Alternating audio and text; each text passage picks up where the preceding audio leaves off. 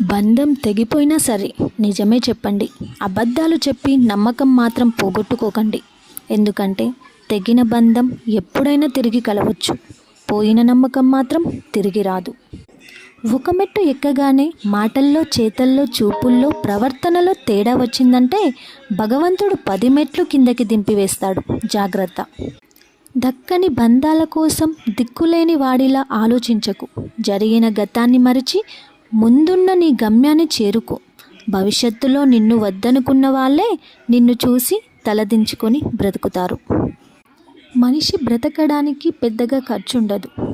కానీ మనిషి ఎప్పుడైతే ఎదుటి వారిలో బ్రతకాలి అనుకుంటాడో అప్పుడే ఖర్చు అవుతుంది.